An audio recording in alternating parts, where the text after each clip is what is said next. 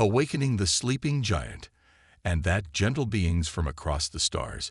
It's how I survived what historians now call the Earth miscalculation, declared Admiral Ziv Kaltos, his four tentacle-like appendages gesturing dramatically, while his bioluminescent markings pulsed with excitement.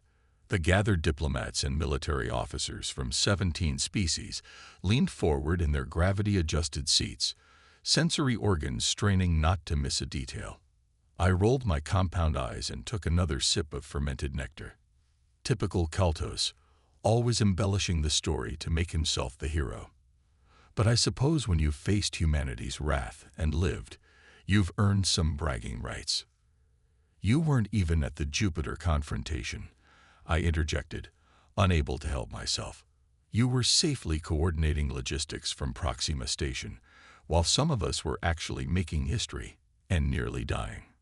The assembled crowd swiveled toward me. Captain Niravos, retired intelligence officer of the Galactic Confederation, and one of the few surviving witnesses to humanity's devastating entrance onto the cosmic stage. My exoskeleton clicked slightly as I shifted under their collective gaze.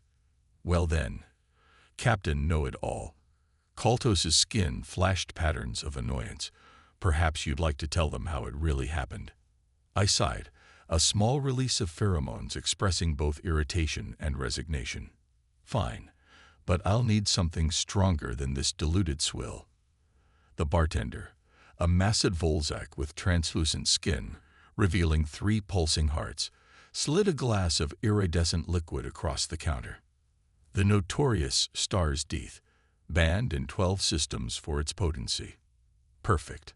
First contact with humans wasn't the glorious moment our historical archives suggest.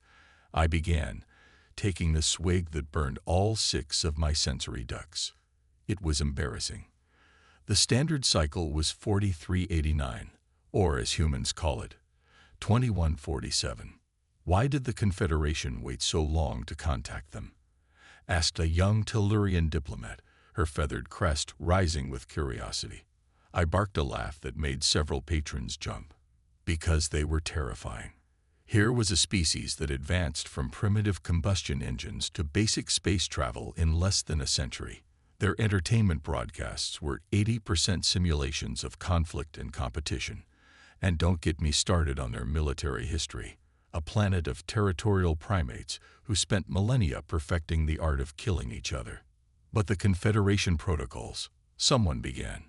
The protocols suggested caution, I interrupted, which the Council interpreted as, send the most arrogant diplomatic team in Confederation history.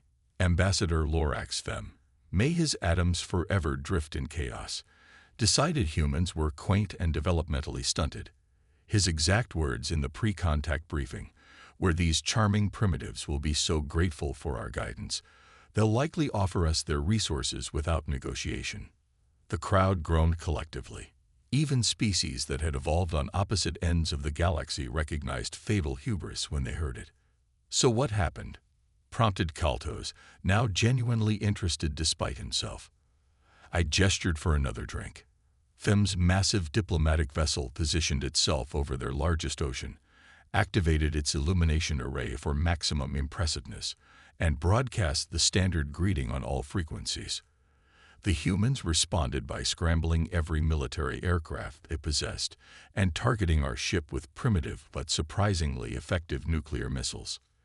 They attacked immediately, gasped a horrified Maran empath, tendrils curling in distress.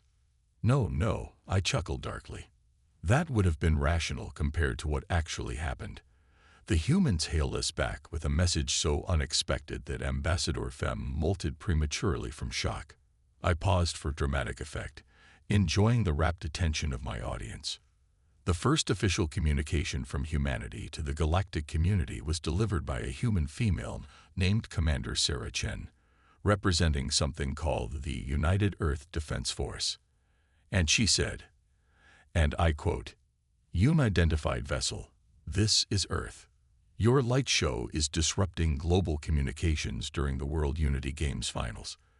Either explain yourselves or remove your ship from our atmosphere.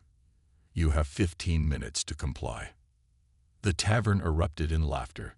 Several patrons sprayed their drinks across neighboring tables. 15 minutes to comply. Kaltos wheezed, slapping his appendages against the bar. Over a sports broadcast. Sports are sacred to humans, I said, tapping my claw against the freshly refilled glass. We learned that the hard way. Anyway, Ambassador Fem decided this was the perfect opportunity to showcase Confederation superiority.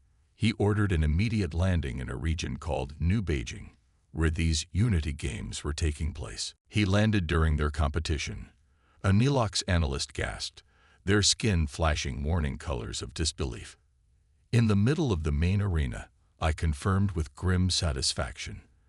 The diplomatic vessel, 3 times the size of their stadium, descended majestically through the roof, crushing half the structure and interrupting what turned out to be the final moments of their global championship match. Fem stepped out in his full ceremonial regalia, arms spread wide, and proclaimed, "Rejoice, primitive beings. The Galactic Confederation welcomes you to civilized space." Was he immediately vaporized? Asked a pragmatic Krith commander. Worse, I replied. He was mocked.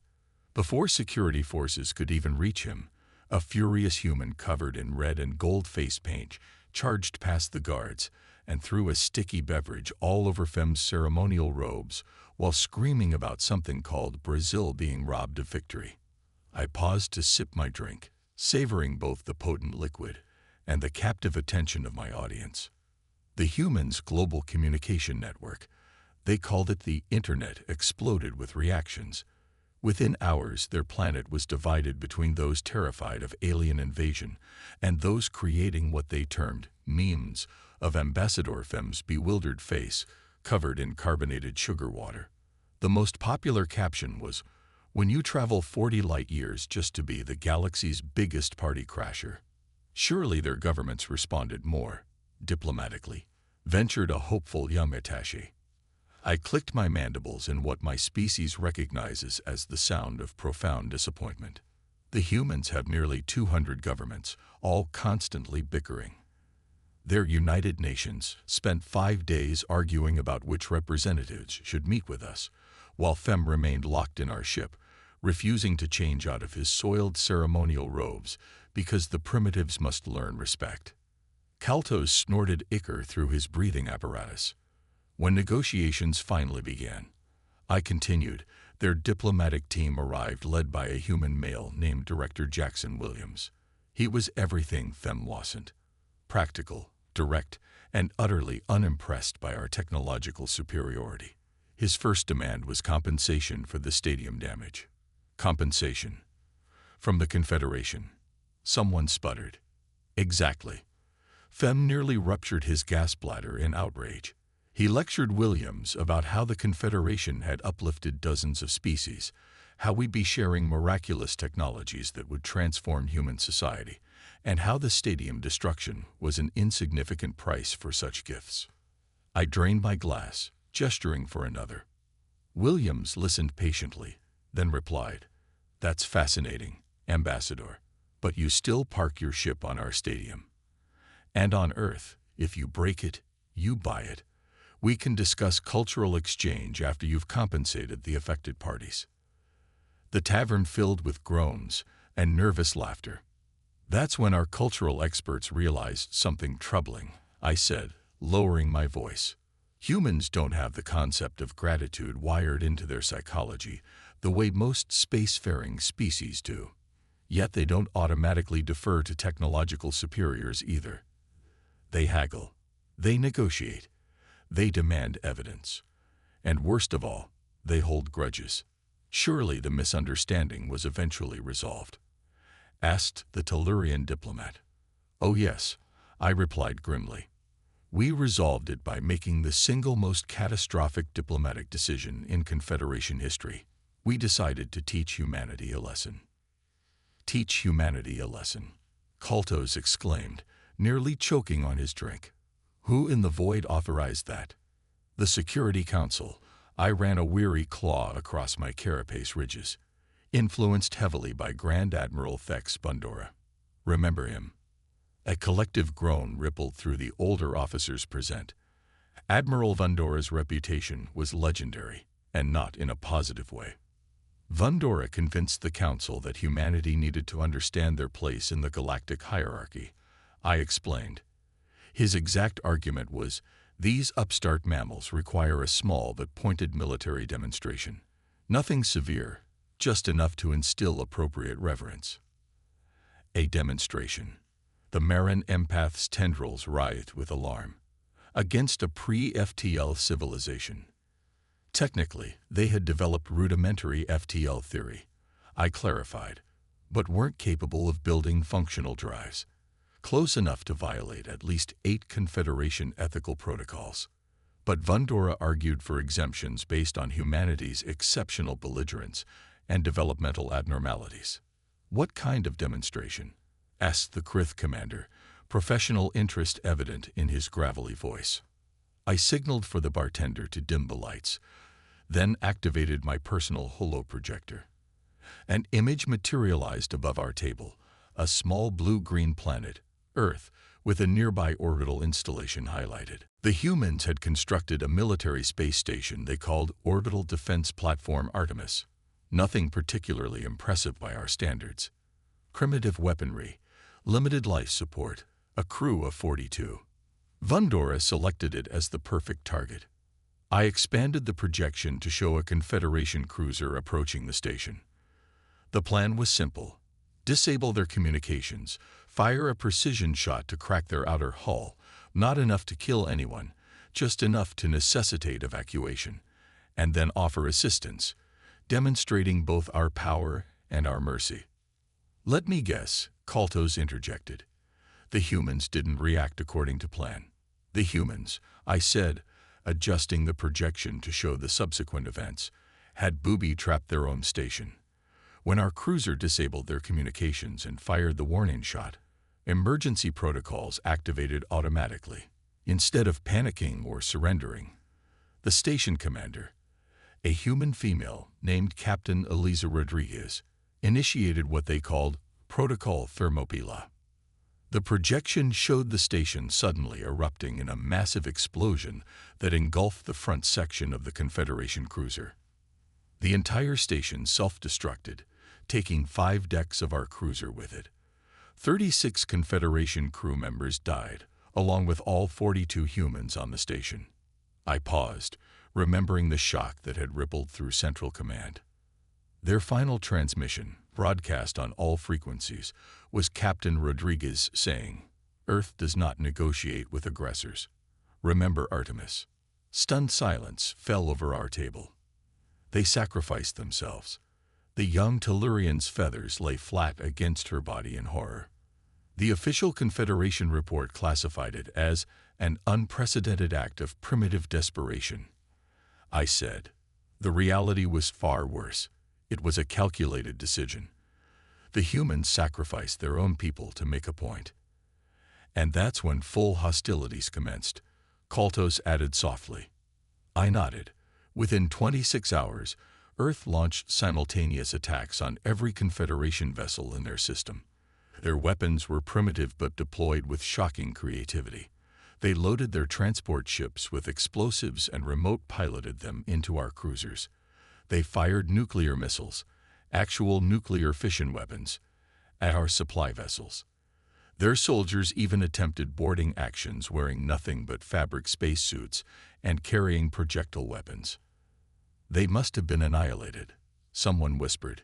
The casualty ratio was 21 humans for every 1 Confederation soldier, I confirmed. But they kept coming. Our psychological specialists were baffled. Species surrender when faced with overwhelming technological superiority. Humans escalate.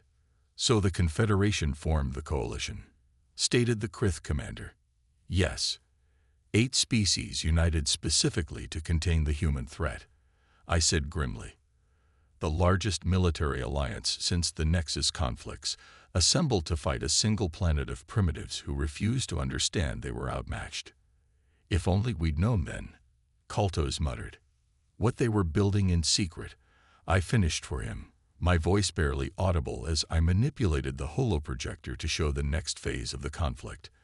and the arrival that would change galactic history forever. The revelation. So there we were. I continued, manipulating my holoprojector to display a strategic map of Earth's solar system. 6 standard months into what the Coalition arrogantly termed the pacification of Terra. 8 advanced species with over 6,000 warships against one stubborn little planet of primates. The display showed Coalition forces, represented by blue indicators, surrounding Earth in a complex blockade pattern, with occasional red flashes marking human counterattacks. We'd established a full quarantine of their system. Our ships intercepted anything trying to leave or enter. We controlled their orbital space. By all conventional strategic assessments, we were winning. But the humans didn't see it that way. Kaltos added, his voice uncharacteristically somber. Not even slightly, I agreed. While we blockaded their planet, they were calling the conflict the First Extraterrestrial War, and treating it like some kind of sporting event. Their information networks ran constant updates on Coalition vessel positions. Their entertainment broadcasts featured dramatized recreations of space battles, most depicting wildly exaggerated human victories. Their manufacturing centers worked around the clock, repurposing civilian infrastructure for military production. Surely they understood the futility of resistance, the Nelox analyst asked, her skin now a concerned shade of blue-green. I barked a bitter laugh. You're still thinking like a rational species. Humans don't calculate odds the way we do. When a human sees overwhelming odds, something breaks in their psychology. They don't become more reasonable, they become less reasonable. Their historical records are filled with small groups of humans defeating much larger forces through what they proudly call sheer bloody-mindedness. But there's a difference between tribal warfare and space combat, objected the Krith commander. Which is exactly what Admiral Vundora told the Coalition Command Council, I replied, nodding, right before he proposed the Jupiter operation. The holo display shifted to show the massive gas giant in Earth's system, surrounded by its many moons, as several Coalition cruisers moved into attack positions around the larger satellites. Intelligence suggested the humans had established research bases on several of Jupiter's moons. The plan was to destroy these facilities as a show of force, demonstrating that nowhere in their system was beyond our reach. I manipulated the display to zoom in on one particular moon. The fleet approached Europa, and that's when everything went to hell, interrupted Kaltos, his eyes fixed on the hologram. I nodded grimly. Coalition forces were approximately 4 light minutes from Jupiter, when long-range sensors detected an enormous energy surge from behind the planet. At first, analysts thought it was some kind of sensor malfunction. The readings were off the scale. The display now showed a massive object emerging from behind Jupiter, a vessel dwarfing anything in the nearby Coalition fleet. The humans called it the UECS Defiance, I said softly. The first and only ship of its class. While we'd been blockading Earth, they'd been building it in secret, using a hollowed-out asteroid in Jupiter's shadow. How did we miss something that size? Stammered the young Tellurian. Because we fundamentally misunderstood human psychology, I replied. Our intelligence experts couldn't conceive that a pre-FTL civilization facing overwhelming odds would invest their limited resources in a single massive capital ship rather than thousands of smaller vessels.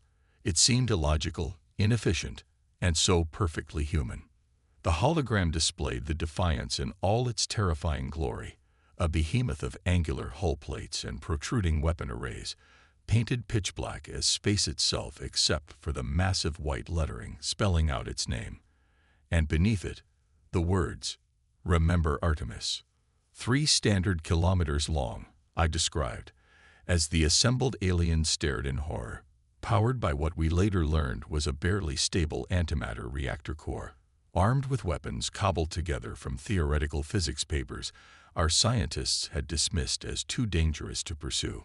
Crewed by 2,500 humans who had volunteered for what they fully expected to be a suicide mission. And then, Kaltos whispered, it opened fire. No, I corrected, my voice dropping to match his. First, they'd broadcast a message to every coalition ship in the system. Audio only, no visual. The voice of their commander, Admiral Hiroshi Takeda, saying just 7 words. I activated my personal recorder, and the voice of humanity's most feared military leader filled our corner of the tavern. This is Earth. Run or be destroyed. The tavern had grown deathly quiet. Even patrons who hadn't been part of our conversation had gravitated closer, drawn by the holographic display of the massive human vessel and the chilling audio of Admiral Takeda's threat. What happened next, Captain? Asked the Tellurian officer, her voice barely above a whisper. I manipulated the holo-controls, advancing the tactical display. The enormous human battleship now pulsed with energy readings that stretched beyond standard measurement parameters. Admiral Vundora ordered an immediate attack, I said. Coalition doctrine was clear. Overwhelming force against any emerging threat. 22 warships moved to engage the Defiance, while the rest of the fleet maintained the Earth blockade. The display showed coalition vessels adopting a standard envelopment formation, their weapon systems charging as they approached the human battleship. What coalition commanders failed to understand, I continued, was that the Defiance wasn't designed according to any conventional naval doctrine. It wasn't built to win battles through superior firepower or tactical finesse. It was built to be a nightmare. The humans had studied our combat tactics, Kaltos added. They knew exactly how we'd respond. I nodded. The first volley of coalition fire struck the Defiance's outer hull and did absolutely nothing. No damage readings, no shield flares, nothing. It was as if our weapons were simply disappearing. Impossible, stated the Krith commander firmly. That's exactly what Admiral Vundora said. I replied with a bitter chuckle, right before the Defiance demonstrated what Earth's scientists had been working on while we blockaded their planet. The hologram shifted to show the Defiance's first counterattack. From recessed ports along its angular hull emerged what looked like ordinary missiles, primitive by coalition standards. Standard anti-ship torpedoes, or so our analysts thought. I said, our point defense systems targeted them immediately. About half were destroyed before reaching our vessels. The rest. The display showed the human missiles impacting coalition ships, and then something extraordinary happened. Rather than conventional explosions, spherical distortions appeared at each impact point, causing sections of coalition vessels to simply vanish. Gasps echoed around the table. Localized gravity weapons, I explained. The humans had somehow developed technology that could create microsecond singularities. Tiny black holes that collapsed almost instantly, but not before consuming everything within their event horizons. 5 coalition capital ships lost in the first attack. Over 8,000 crew members just gone. But that technology was theoretical, stammered the Nilox analyst. The energy requirements alone would be suicidal, insane, impossible. I interrupted. Yes, to any rational species, but humans aren't rational. When we destroyed their space station, they didn't learn fear. They learned rage. When we blockaded their planet, they didn't learn submission. They learned determination, and the Defiance was the physical embodiment of that determination, a ship powered by technology that by all rights should have destroyed itself the moment it was activated. And yet it didn't, Kaltos murmured. And yet it didn't, I agreed. The coalition fleet regrouped and launched a second attack wave. Conventional wisdom said that even if the Defiance's hull could somehow absorb energy weapons, it couldn't possibly withstand kinetic impacts. So Admiral Vundora ordered a mass dragger assault. Solid projectiles accelerated to near-relativistic speeds. The hologram showed the second attack run. Coalition ships launched hundreds of kinetic penetrators at the human vessel. As they approached, something unexpected happened. The space around the Defiance seemed to bend and distort. They created a gravitational lens, I said, my voice tinged with reluctant admiration. A way of bending space itself around their ship. Most of the projectiles were deflected into curved trajectories that missed completely. Those that did strike the hull seemed to slow dramatically before impact, dissipating much of their energy. After 2 failed attack runs, Admiral Vondora ordered a full retreat to regroup and analyze what we were facing. As our ships pulled back, the Defiance began pursuing at what should have been impossible acceleration rates. No organic crew should have survived the G-forces it was generating. How were the humans withstanding it? Asked someone from the back of the crowd that had now gathered around our table. Liquid breathing systems, I said. They'd submerged their crew in oxygenated fluid to prevent their fragile bodies from being crushed during high maneuvers. Another insane adaptation that no civilized species would consider. The hologram now showed the Defiance pursuing coalition forces, targeting ships at the rear of the formation. Each time it fired, more coalition vessels were partially consumed by the localized singularities, left drifting as crippled hulks. The Defiance destroyed or disabled 17 coalition capital ships in under 2 hours. I continued. Admiral Vondora, realizing the scope of the disaster, ordered all remaining forces to withdraw from Jupiter space, but it was too late. The human ship had positioned itself to cut off their retreat. That's when Admiral Takeda contacted the coalition fleet again, this time with a visual transmission. I adjusted the hologram to show the recorded message.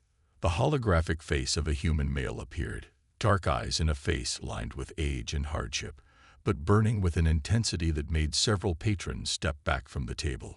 Coalition forces, this is Admiral Hiroshi Takeda of the United Earth combat ship Defiance. Your unprovoked attack on orbital platform Artemis and subsequent blockade of Earth constitutes an act of war against humanity. We are prepared to continue this conflict until either your complete withdrawal from our system or your complete destruction. However, as a gesture of what you might call mercy, I offer these terms. Immediate withdrawal of all coalition forces beyond the orbit of Neptune, return of all human prisoners, and formal recognition of Earth's sovereignty over the Sol system. You have 1 Earth hour to comply. Takeda out. I deactivated the hologram, leaving the tavern in stunned silence. Admiral Vondora refused, of course, I said after a moment. He believed the Defiance's weapon systems would eventually overload, or that the human ship must be running low on whatever exotic fuel powered its singularity weapons. He ordered a final, all-out assault. Every remaining ship in the Jupiter theater against the single human vessel. I was on the CCS Indomitable. Kaltos interjected, his voice hollow with remembered horror. We were ordered to close to point-blank range and fire everything we had. The Admiral believed that the human ship's defenses couldn't possibly cover all angles simultaneously. And was he right? Asked the Krith commander. I exchanged glances with Kaltos. In a way, I replied. The Defiance's defensive systems did appear to weaken under the concentrated assault. Several coalition ships even managed to inflict minor damage to its outer hull sections. That's when they revealed their final surprise. Kaltos said. The damage to the Defiance was deliberate. A trap. The humans had lined their outer hull with what they called fusion charges. As our ships closed in, they detonated these charges in sequence. Not as weapons, I clarified, seeing the confusion on some faces. As propulsion. The coordinated detonations created a massive plasma wave that radiated outward in all directions. It was like being caught in a supernova. 7 more coalition capital ships were vaporized instantly. The rest, including the flagship carrying Admiral Vondora, were severely damaged. With the coalition fleet in disarray, the Defiance began systematically targeting our command and communication ships. Within hours, what had begun as a planned show of force had become the worst military disaster in Confederation history. 62 capital ships destroyed or disabled. Over 40,000 crew lost. The remnants of the coalition fleet scattered and in full retreat. I drained the last of my drink, feeling the familiar heaviness that came with remembering that day. I was on one of the few ships that managed to escape relatively intact. I said, we received Admiral Takeda's final transmission as we fled the Jupiter system. It was broadcast on all frequencies, meant not just for us, but for everyone back on Earth listening. "What did he say?" asked the Tellurian, her feathers now drooping with empathetic exhaustion. "The enemy has been engaged and defeated. Earth stands. Defiance returning home." I sat back in my seat, suddenly feeling very old. 3 days later, the Confederation Council voted to accept all of Admiral Takeda's original terms. All coalition forces withdrew beyond Neptune's orbit. A formal apology was issued for the destruction of Artemis Station. Earth was recognized as a sovereign power with control over its home system. "And Admiral Fundora?" someone asked. "Relieved of command and retired in disgrace," I replied. He never recovered from the humiliation of being defeated by a species he dismissed as primitive. The tavern remained unusually quiet as my story concluded. Finally, the Krith commander broke the silence. "But that was 20 years ago," he said. "Humans are now members of the Confederation. They share their technology. They trade with us. They even serve alongside us in peacekeeping operations. How did we go from that catastrophic first contact to the alliance we have today?" I smiled, my mandibles clicking softly. "That's the final lesson we learned about humans, Commander. As quickly as they anger, they can also forgive, though never forget. Once we demonstrated respect for their sovereignty and treated them as equals, they proved to be the most enthusiastic partners in galactic cooperation any species has ever encountered." Kaltos nodded. "They call it burying the hatchet, a reference to an ancient custom of literally putting weapons into the ground as a symbol of peace. Strangest thing about humans. They can go from trying to annihilate you to inviting you to share a meal in remarkably short order." "And the Defiance?" asked the young Tellurian. "What happened to it?" "It serves as humanity's flagship in the combined Confederation fleet," I said, "though they've replaced those dangerous singularity weapons with more stable Confederation technology. Admiral Takeda retired 5 years ago. I hear he teaches at their space academy now, including a course on first contact protocols." That drew a round of laughter from the crowd, breaking the tension that had built during my tale. As the gathering began to disperse, the Tellurian diplomat approached me privately. "Captain Voss, was there really a lesson in all this? Something we should take forward?" I considered her question carefully. "Yes, diplomat. 3 lessons, actually. First, never mistake technological inferiority for intellectual or strategic inferiority. Second, never corner a species that values freedom above life itself." "And the third?" she prompted. I glanced around the tavern, now returned to its normal hum of activity, where humans and aliens mingled freely, drinking, laughing, sharing stories. "The third lesson is perhaps the most important. When you find a species willing to sacrifice everything to protect their home, don't make them your enemy. Make them your ally. Because that same ferocity that made humanity terrifying as an opponent makes them invaluable as friends." The young diplomat's feathers rippled in understanding. "I'll remember your story, Captain." "Good," I replied, rising from my seat. "Because the galaxy certainly remembers, and somewhere out there, beyond the borders of known space, are other species we haven't yet encountered. When that day comes, I'm rather glad we'll have humanity standing beside us rather than against us." With that, I made my way toward the exit, passing a group of human officers just entering the tavern, loud, boisterous, and full of that peculiar energy that still made some species nervous even after all these years. One of them, noticing my Confederation veteran's insignia, raised his glass in salute. I returned the gesture, reflecting on how close we had come to destroying each other, and how fortunate the galaxy was that we had found a better way. Some call humans unpredictable, dangerous. Even now, many species remain wary of their intensity, their drive, their capacity for both destruction and creation on scales that defy reason. But if there's one thing I've learned in all my years of service, it's this.